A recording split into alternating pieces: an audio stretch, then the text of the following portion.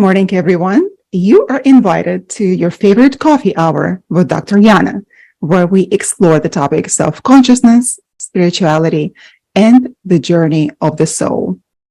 Today, we have an incredible topic on dream yoga. And healing dream practices have been a part of many wisdom traditions. From ancient Egyptians who believed that dreams were like oracles bringing messages from the gods. They thought that the best way to receive divine revelations was through the dreaming, and thus they would induce or incubate dreams. To Greek Asclepians, healing temples where people spend the night in the holiest part of the sanctuary, the abaton. Any dreams or visions would be reported to a priest who would prescribe the appropriate therapy for the process of interpretation. To dream yoga, Tibetan Buddhism, form of nocturnal meditation that offers a profound opportunity to explore the nature of mind and reality. And today we have an amazing guest with us, Joseph Dillard. Dr. Joseph Dillard, who is a psychotherapist based in Berlin, Germany. He's a creator of integral deep listening and dream sociometry. Good morning, Dr. Dillard. Good morning, Yana. Probably I should. Thank you very much. Probably I should say good morgen. Yes, it's after 6 o'clock in the evening here, so guten Abend here. Exactly, guten Abend. That's right. And Dr. Dillard, he's inventor of the integral deep listening. It's a form of dream yoga invented by him and contains religious, spiritual, and transpersonal elements, as well as secular, mundane, scientific, and mythological ones. It is framed as a gradual process of waking up. And that is such an incredible process. And it entails so much wisdom and so much that we should talk about this waking up, Dr. Dillard. Could you tell us a little bit about it? When I was a child, Yana, I grew up in Little Rock, Arkansas, the center of the known universe, in the center of the U.S., in the South. And I went to a Christian church, a Presbyterian church, where they had Bible stories. And one of the Bible stories, with pictures, of course, of the Bible stories, was of Joseph of the coat of many colors, interpreting dreams for Pharaoh. And many years later, I look back on that and I think I got scripted by that early experience due to the namesake. All right. And then when I was about 10, my family got interested in the Edgar Cayce psychic readings. Edgar Cayce was the father of holistic medicine. And one of the things that Cayce did in his readings in a hypnotic, self-induced hypnotic state was he would interpret dreams. And one of the things that he said about dreams was that all of the important events in our lives are first previewed in our dreams. Well, here I was 10, 11, 12. I heard that and I thought, well, if that's true at all, I think maybe I ought to start looking at my dreams.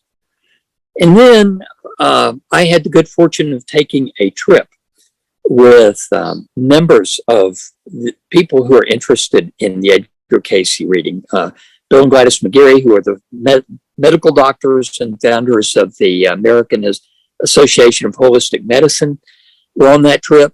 Cayce himself was really the father of holism in his readings in the 20s and 30s and 40s. So I traveled in Egypt, Israel, Syria, Lebanon, Greece, and it changed my life. Okay, we talked about dreams over breakfast. in these different countries. We meditated together. We met healers. It was an amazing experience.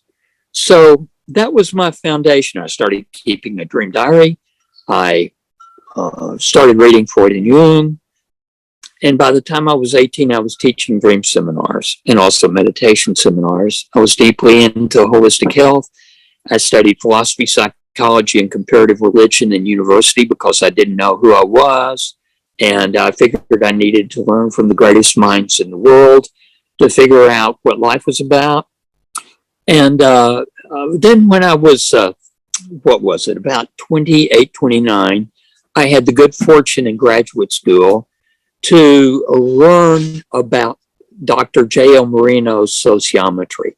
Most people know Marino as the inventor of psychodrama, all right? And he also developed almost all of the interactive psychotherapy techniques that have been made popular in the last 40 or 50 years. He coined the word group psychotherapy, believe it or not. And his sociometry was the foundation of my work with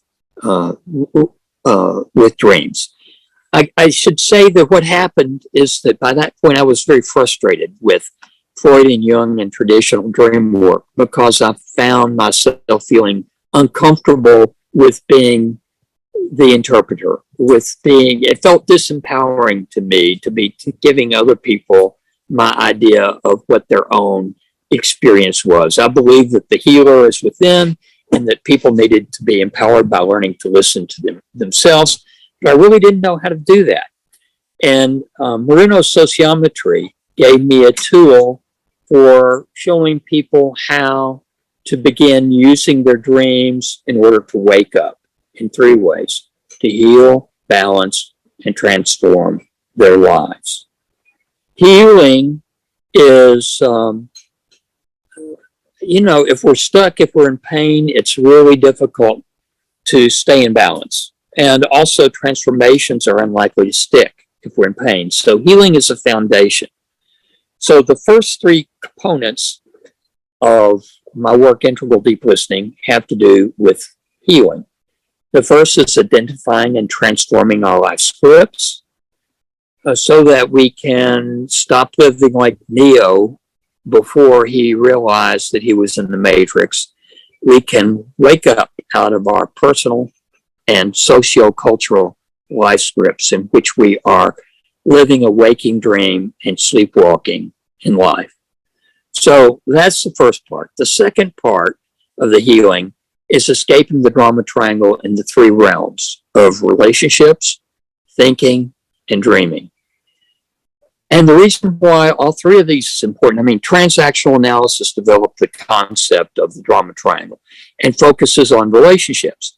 But if we just focus on relationships and we don't get the drama triangle with the 3 roles of persecutor, victim, and rescuer out of our thinking and out of our dreams, then what happens is that the therapy we get during the day gets undone at night, all right? And by our scripting. In our dreams, what we do is we generally regress to patterns of thinking and feeling that we confirm our scripting and our basic sense of who we are as an individual. And that does not help us to balance or to transform. It can actually undo the work that we have done during the day. So that's the reason why I wrote this book, Escaping the Drama Triangle in the 3 Realms: Relationships, Thinking, and Dreaming.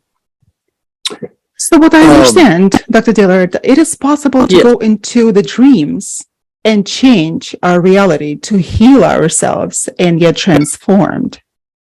Yes, absolutely. And how do we do that? Go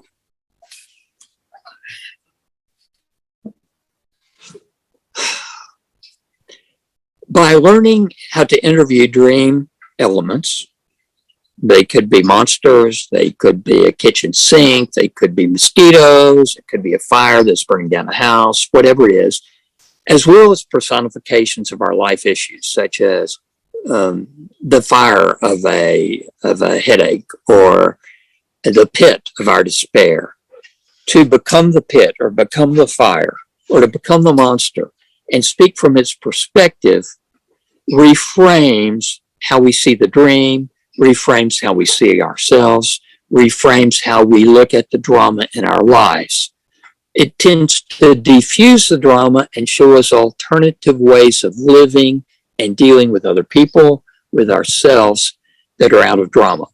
There is no inner peace within the drama triangle. Most people live lives within the drama triangle by these three interdependent reinforcers of relationships, thinking, and dreaming. So once you learn how to do the interviewing while you're awake, you can go into dreams and you can see the monster, become the monster,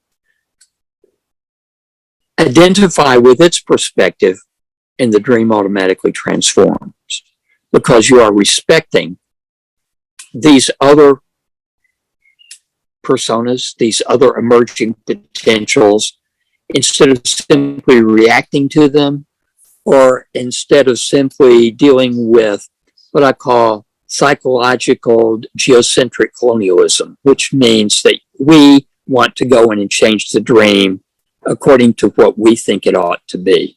Okay? So we're actually expanding our waking consciousness into our dream instead of learning from it. Okay? So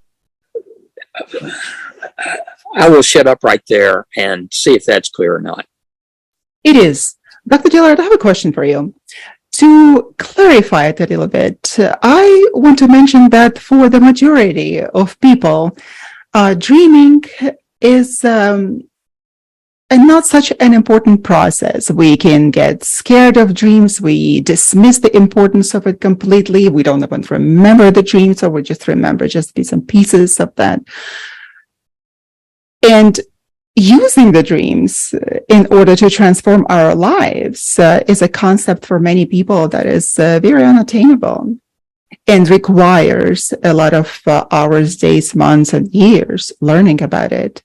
So, do we need to learn lucid dreaming first in order to achieve that? Or what is the difference between lucid dreaming and dream yoga? Excellent question, Jana. The interviewing process that I teach as part of integral deep listening teaches life lucidity. By stepping out of drama and teaching inner peace, bringing people into balance, and transforming lives. It is a matter of learning how to see clearly in dreams as well as in waking. It's not specifically a process of learning to wake up in a dream.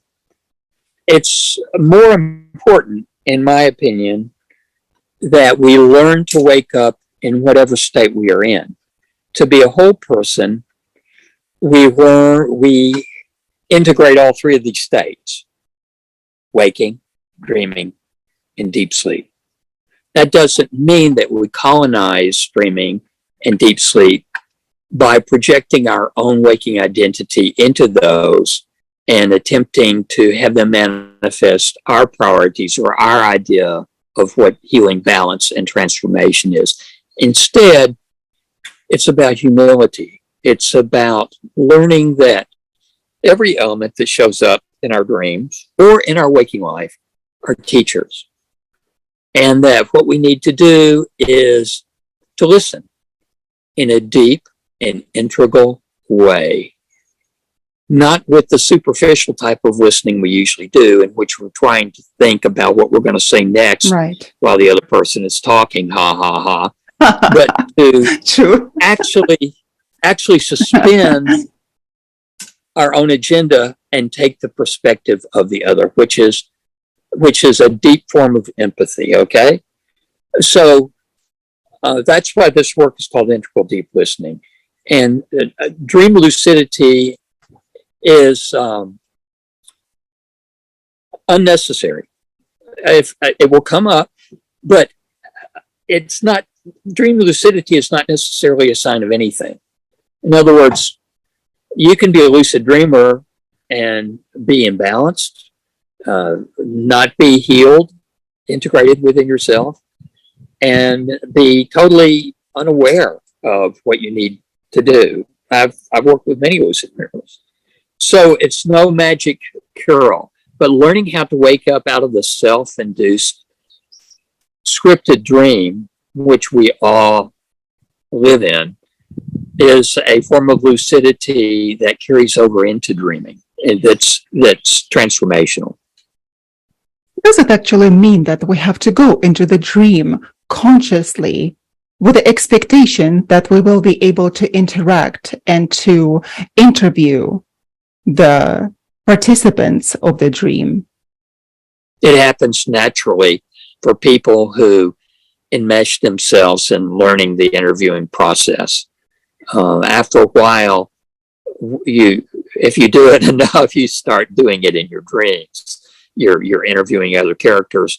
They're telling you why they're in the dream. They're making recommendations for your waking life. So there are the techniques to learn to do it are not so complicating. Because for me, it was, people talk about the lucid dreaming and the importance of it and how to do it. And I have not been really able to attain it consciously. However, for many years, since I was 16, I've been recording my dreams and all of them that I could remember. And only probably about 10 years ago, I started having what is called lucid dreaming. When I go into my dreams unconsciously, just falling asleep and knowing what is happening there and being an observer and being able to change the course of action there. And when I would wake up, for example, I would experience the events that I had in my dream. And that would feel really nice that I was able to actually change something there. You know, in my practice, this is so interesting that you mentioned the interviewing practice, because for many, it may seem a very unusual idea. However, I can relate to that because in my practice working with people and relieving their trauma and the healing, promoting the healing process, because transformation is not possible, but that the healing first. What I do, I also, with my clients, we also interview together their illnesses, what stands behind them, what is the purpose of it, what they want from the person, what can they give in return, or what they need from the person in return, and the color scheme and the shapes. So that has been a transformative experience for many people, which they did not think would be possible. So it does work, and it works like magic. What we thought that the magic was before, now it's a scientific concept, and we scientifically can prove so many phenomena at this point. So how do you incorporate color scheme into the integrative deep listening?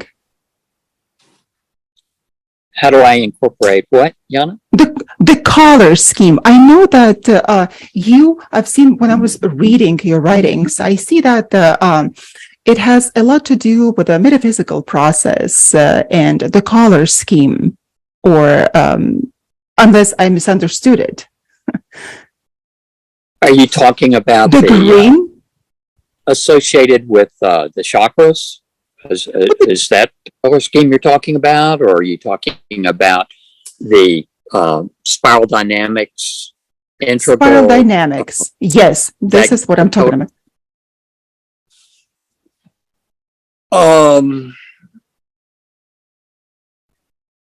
Actually, while I'm very familiar with that, both of those color schemes, the one for spiral dynamics is different from the one that is used by Wilbur in his integral AQUAL.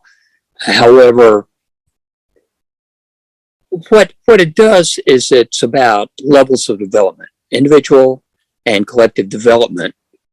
And when we interview different elements, they don't seem to be too concerned about those colors or those levels of development.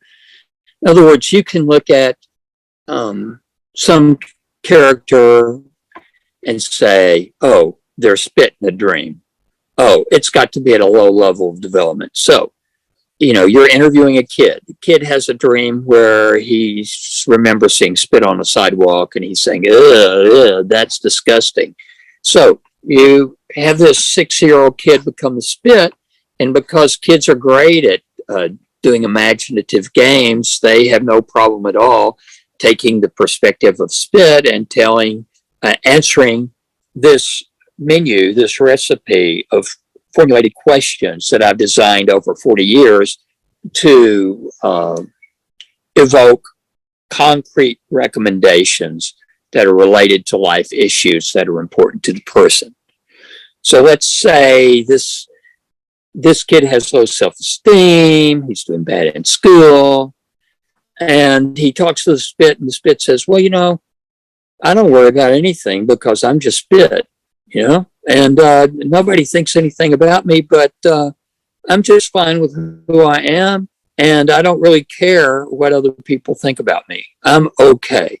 All right. So what's happening is that this kid, 4 or 5 years old, is internalizing that sense of self as okay, regardless of how he may look on the outside, how others may treat him, etc.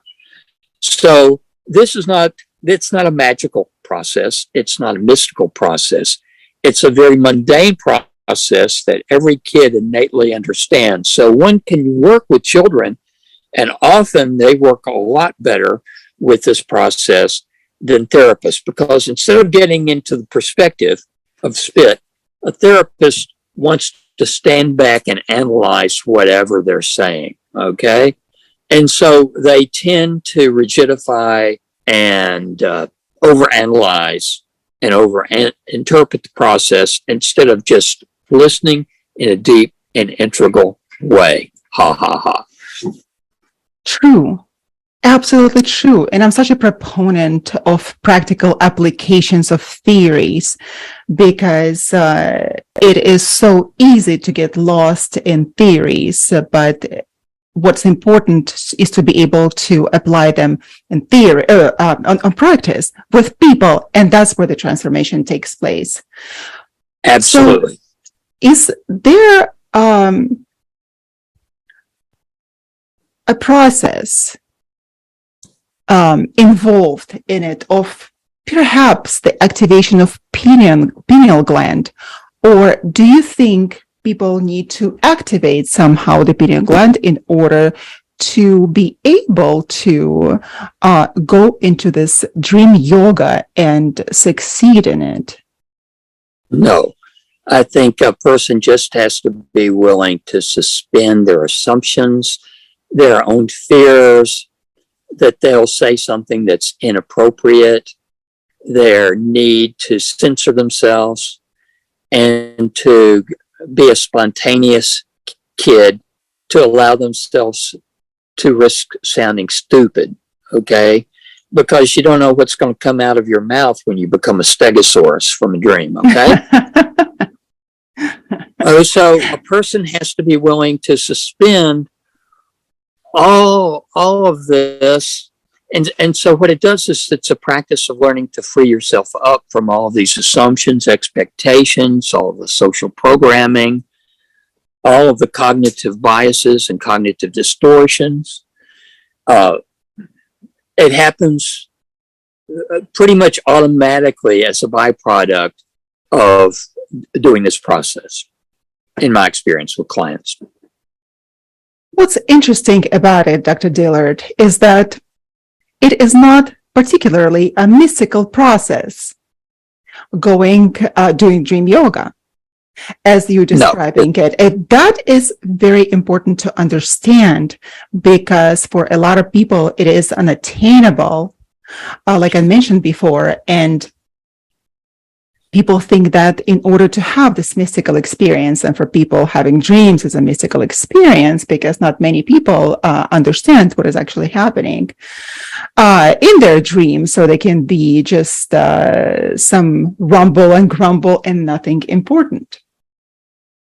So people think that in order to have it, you have to be developed spiritually. You have to go through so many different levels of spiritual development in order to attain something of this sort. And they go through different seminars, different workshops, lasting for weeks, for example, right? And they continuously are in a circle of searching for the answers for themselves, not knowing that the answer is actually very near, and the answer is simpler than they think.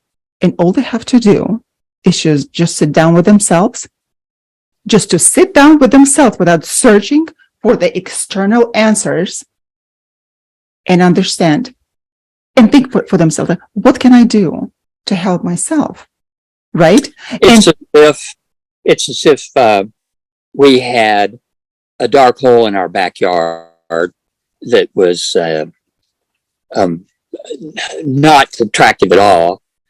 And we went down in it a little bit and got all dirty, came back up, then got curious some months later, went down, picked up some black gobs of what looked like coal, put them on the back porch, picked them up again in a few months, rubbed them, and they started to have some color when we rubbed the dirt off of them. And so we said, this is interesting. And then we wash them off and we find that they're gemstones, okay? And then what we realize is that all the time we have had a gem mine in our backyard, and we didn't even realize it. Okay, so people think they need to get into New Age stuff. They need to develop spiritually. They need to go to certain kinds of seminars, and they neglect their dreams, because dreams create cognitive dissonance. They're a threat to our sense of self. Okay. And they also seem mundane, and we'll wake up and we'll rationalize and tell ourselves, oh, I know why I had this. This is just a residue. This is just garbage. Okay. Well, I can tell you that I have purposely interviewed things that I was sure were garbage for years. And every time I've been amazed at what I've gotten out of them. So the distinction between the secular and the sacred is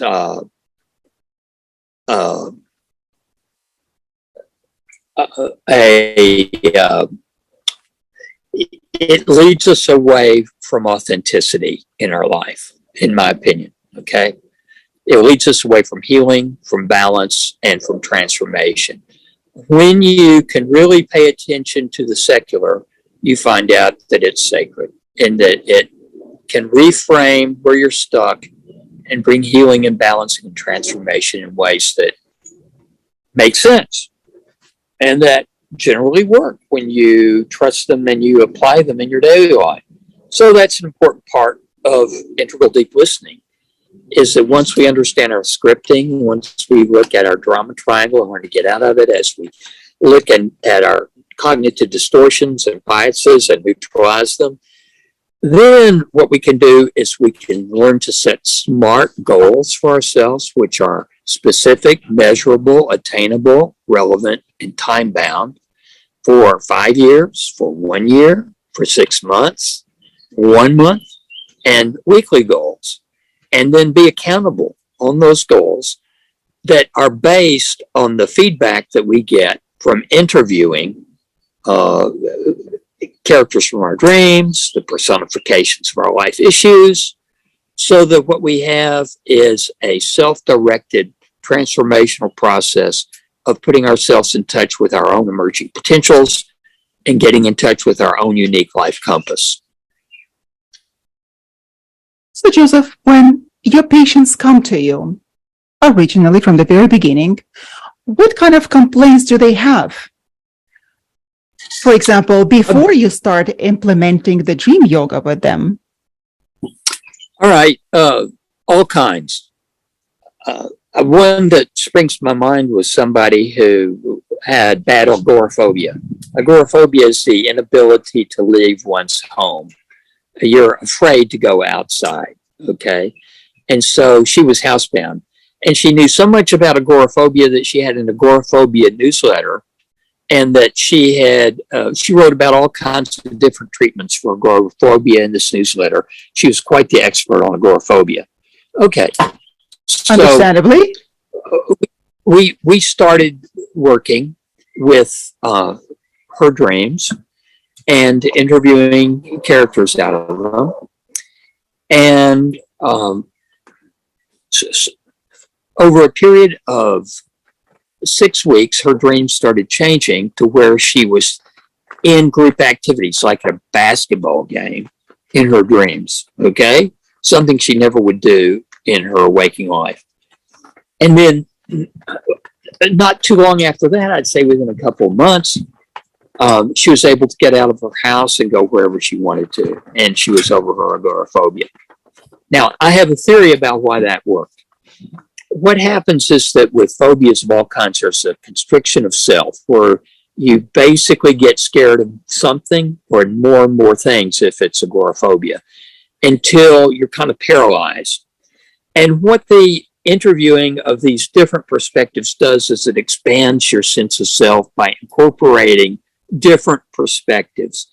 And the more that you do that, the thinner and broader your sense of self becomes, until you just don't have much of a sense of separation from other people. You have less fear because they are not perceived as the other. All right. So I think that's the dynamic of why this process is so effective at working with all kinds of anxiety disorders. And of course, anxiety disorders are the most common of all mental health issues. Stress issues, burnout issues, all of these are related to anxiety disorders of different types. And integral deep listening, I'm not going to claim that it works all the time, but I haven't seen any situation that I've worked with where it didn't get better. And I had another case of a guy. This was PTSD. It's excellent with PTSD. I never even saw this woman. I just communicated with her by email. She was an Israeli who had been the victim of a terrorist attack. Terrorists came into her home. She thought she was going to die. She had repeated nightmares for years. She found my work. She got in touch with me. I basically sent her the interviewing protocol and told her how to use it. And she did it. And she wrote back and said, my nightmares are gone. My PTSD is gone. I don't remember this lady's name. I never met her. I hardly did anything. And she got over her PTSD. Okay. So I don't want to present this as a miracle cure, because it's really not. I believe in hard work. I believe this is a dream yoga is a discipline. I make my clients work. They have homework. Okay. This is not something for nothing. Okay. So Absolutely. I agree with you wholeheartedly, because sometimes I see people who come to see me and they expect me just to cure them. One gentleman came and he said that, well, I'm paying you money. You need to heal me. I said, it doesn't work that way. You have to do the homework. And for me, it is not such an easy process. You have to have a desire to be well, and you have to do your homework, and you have to work on yourself.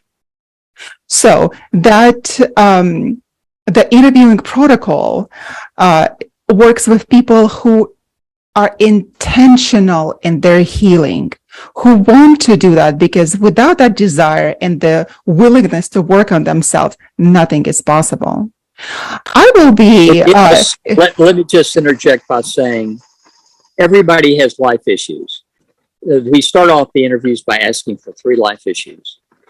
And life issues are intrinsically issues where people are stuck or something that people want to change or work on.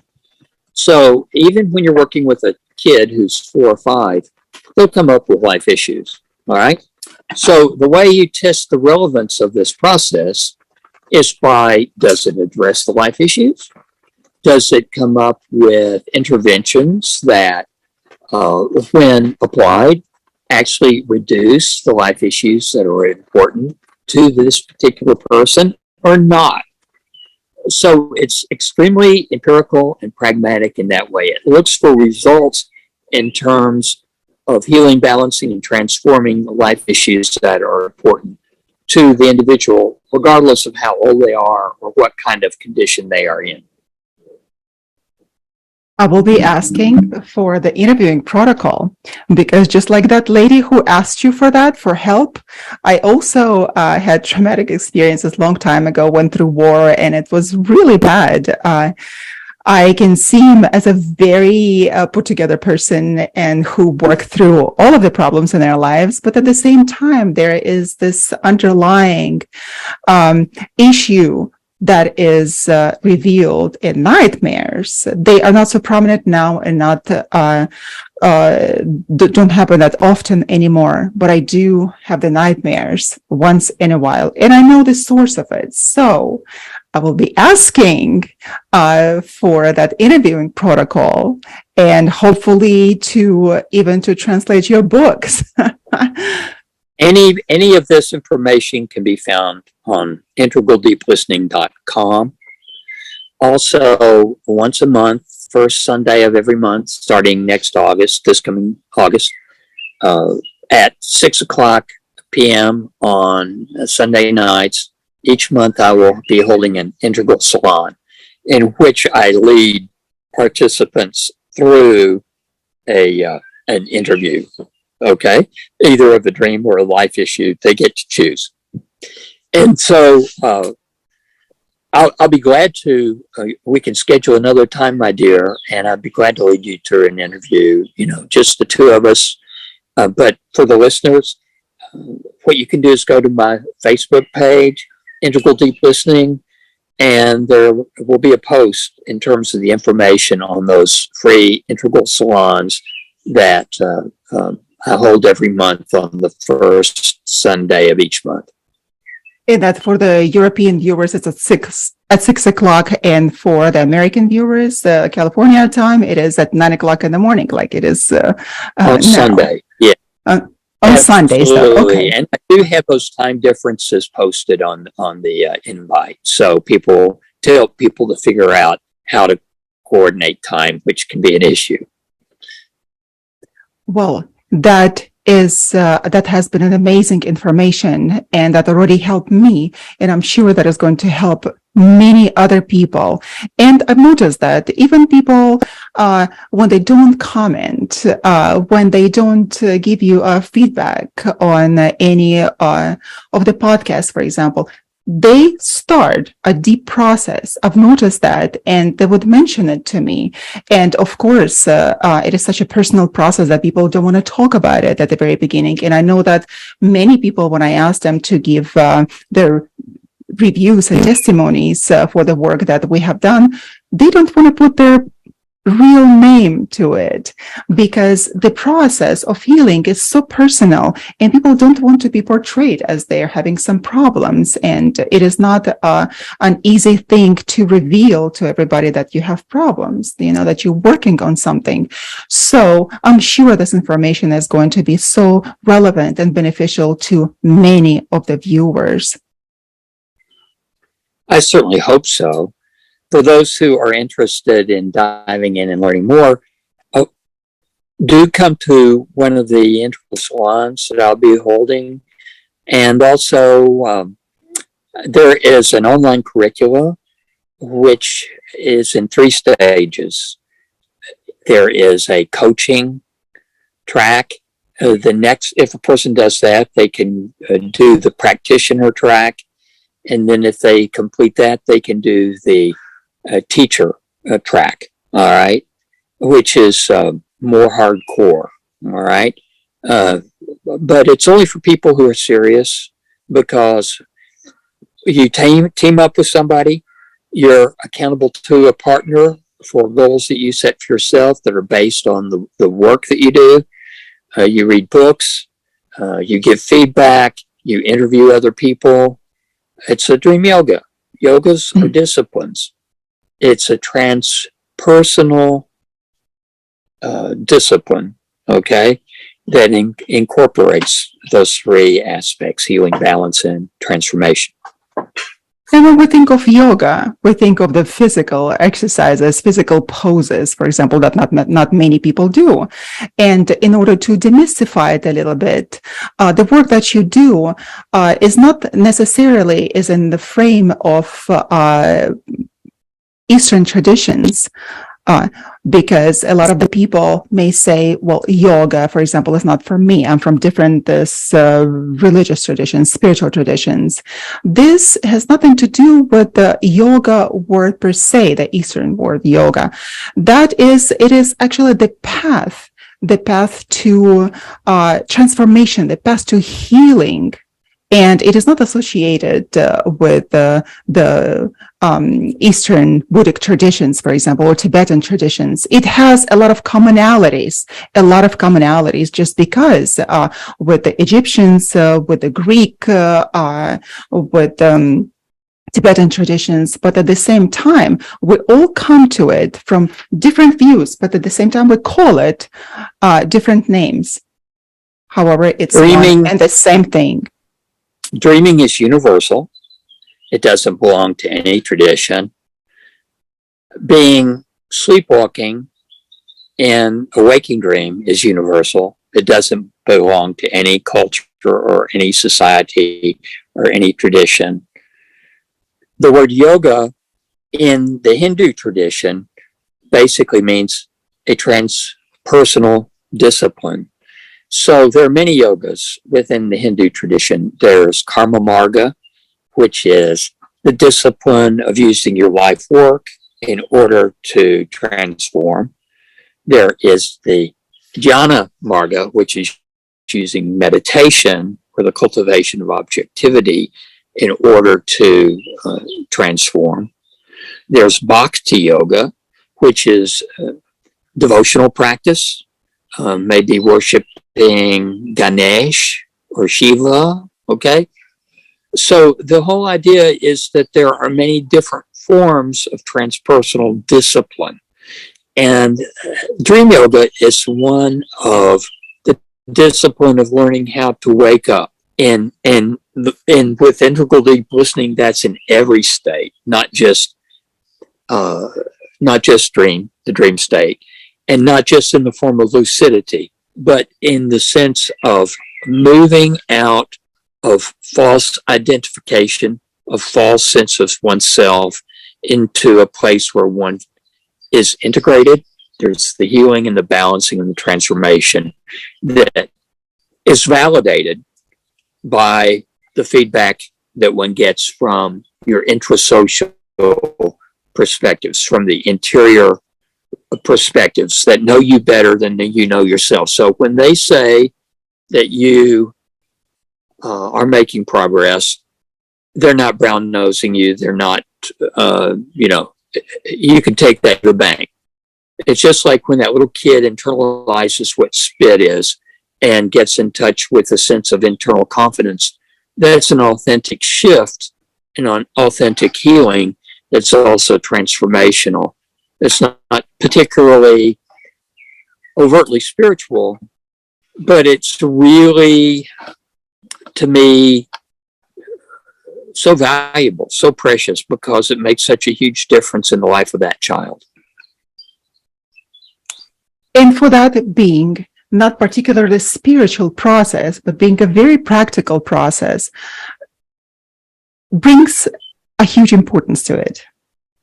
Because again, to demystify the process, we need to understand that it's easily attainable. Not easily, we have to do the work, but it is attainable. You can do it and anybody can do it. And that is the most important message here that I understand.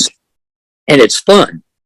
And it's fun, absolutely. Because it's ridiculous.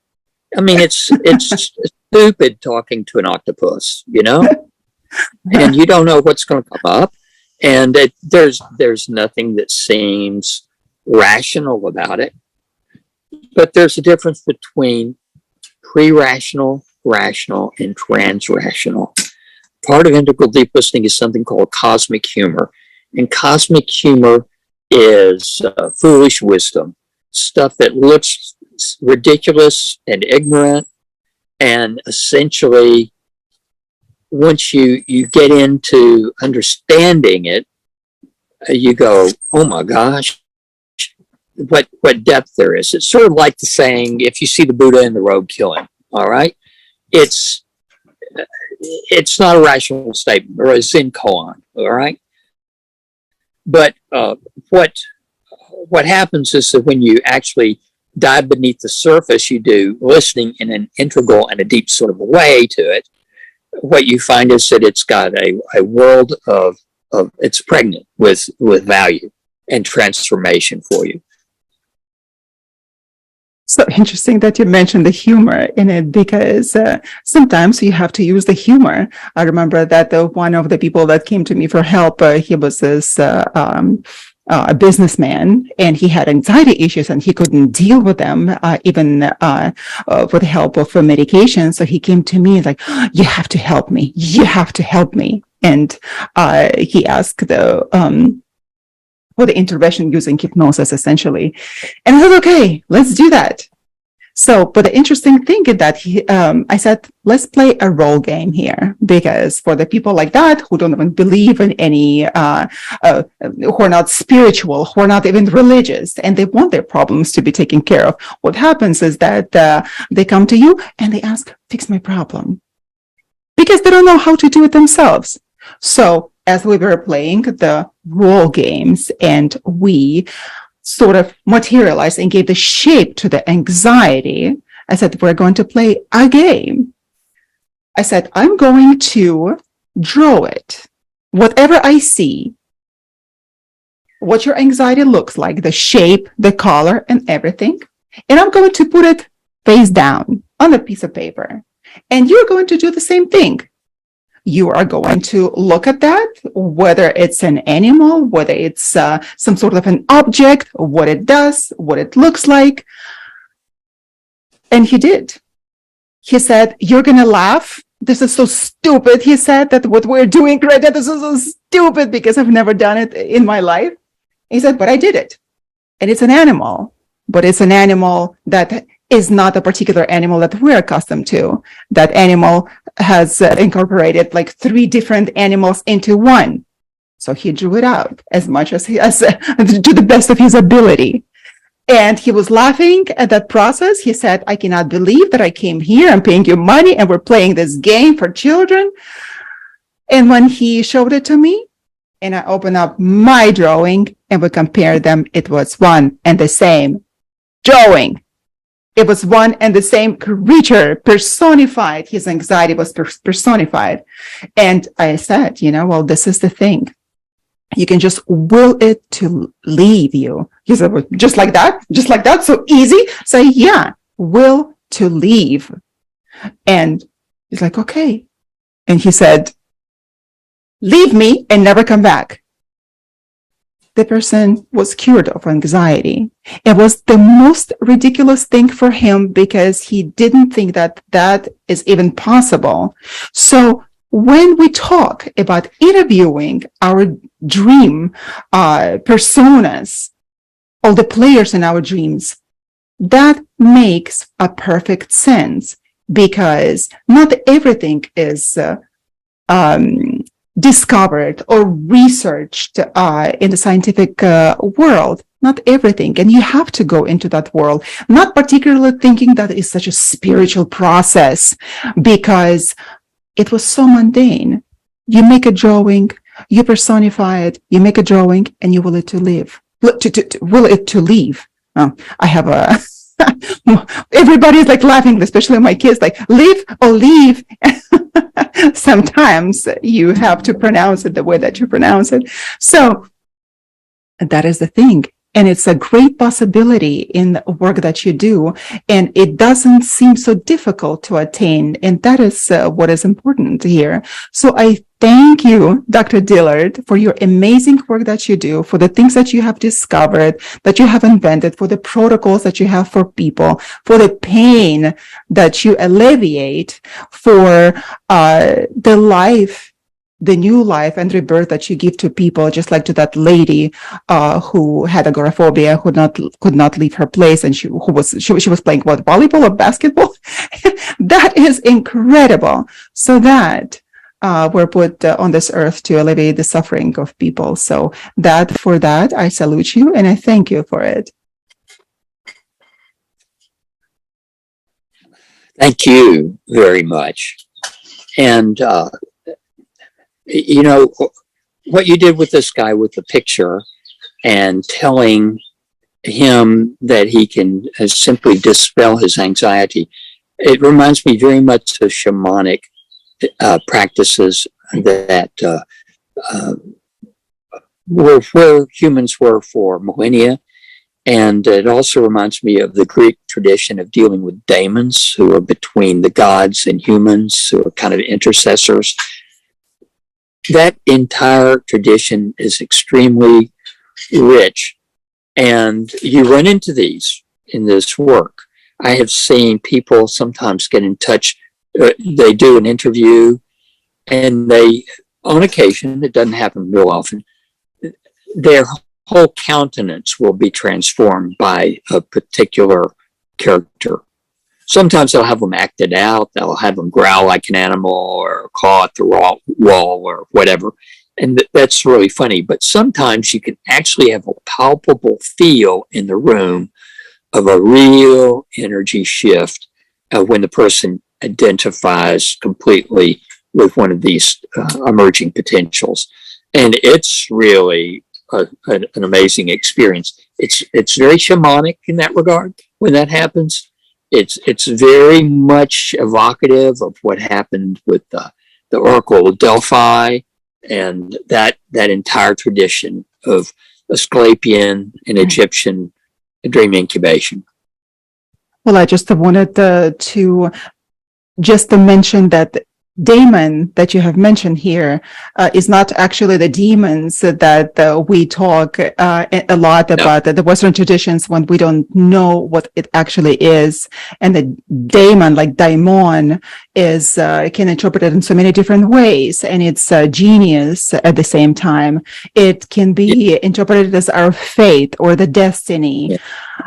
So that has to be taken in the context of mythological context, and not necessarily in the religious context here, because the religions, the new religious practices, the new religions that were based on the symbology of the previous religions that were there, and mythological and philosophical currents. So what gods used to be for the previous religion, they became demons for the following religion, and they would be called demons, very negative entities. However, we're not talking about that here. It's a daimon. No. Yeah, it's an incredible field. It's an incredible field, and it looks like we have similarities in what we do. And I thank you for that.